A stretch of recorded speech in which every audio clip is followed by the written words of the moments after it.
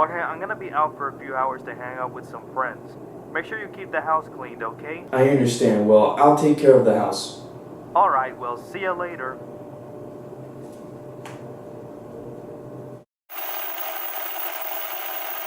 What the hell? Oh no, don't tell me. It's too early.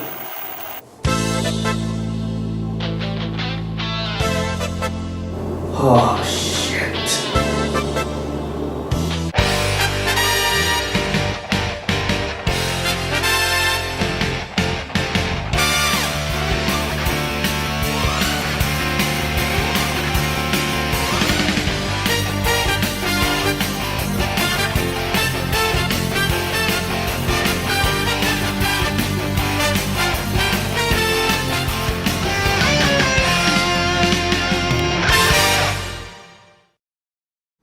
Hello and welcome to Mecha Anime Reviews, and today we're gonna take a look at MD Geist.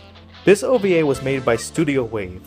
Although Hayato Ikeda is credited as the director, it was actually an inexperienced Koichi who did the overall direction, as well as the designs for the mechas. It was originally released in Japan by Nippon Columbia, and was largely forgotten about until Central Park Media decided to bring it over to the US, where it was more successful. Since then, it's had a small following and is generally considered so bad it's good. Then again, I've also heard people say that it was one of the worst animes of all time. We're gonna find out which fits better. Anyway, what's the story? In the distant future, mankind has colonized other planets in the universe. While many planets live in peace, the planet Jera has been ravaged by decades of war. A man named Geist, an enhanced super soldier with unsurpassed combat capabilities, and an insatiable lust for battle has been reawakened. He soon takes over one of the gangs and just wanders around looking for information on the army, and later helps them in their attempts to stop Jera's central computer from activating a doomsday weapon known as the Death Force from ravaging the planet. The animation is terrible. It looks very odd and has a bunch of animation errors throughout the OVA. The music, on the other hand, is awesome. It fits the tone and the action well, with even a few songs by Hironobu Kakeyama, which are amazing. The voice acting is kinda bad in both languages. When they don't sound annoying, we have flat delivery and mediocre performances. The best actor in either dub is the one playing Geist. For the Japanese, we have Noria Wakamoto, who is awesome in anything he's in, and Jason Black for the English dub, who has a cool voice and managed to make some of the lines work. Where do I even begin? The plot is remarkably straightforward, thankfully, but at the same time incredibly cliched. There isn't much to the story really, it just exists to give context for action sequences. The action sequences themselves are okay, with some decent choreography, but the terrible animation and wonky direction ruin the fun.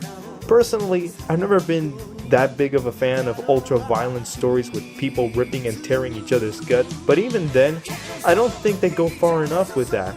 I mean, we have arms getting cut off, people getting stabbed and shot at, but it feels really tame, honestly, and any enjoyment you might get from the action falls flat because of the characters.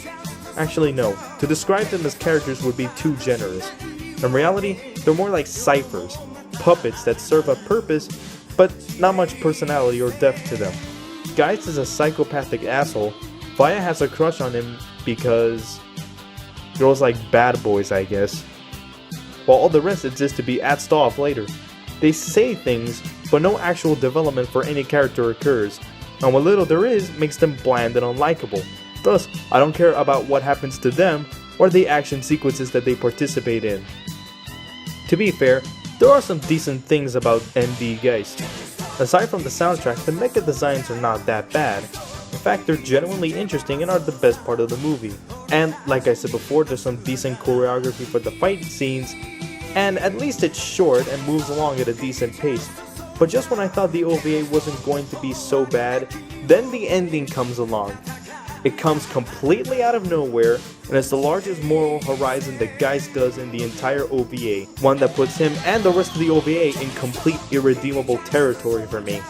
Sadly, I don't enjoy MD Geist. It isn't really the worst anime ever made, it's just really mediocre and boring. If you enjoy ultra-violent, testosterone-filled action animes, then I guess there's some enjoyment to be had, but clearly there are better animes out there that can give you the same thing.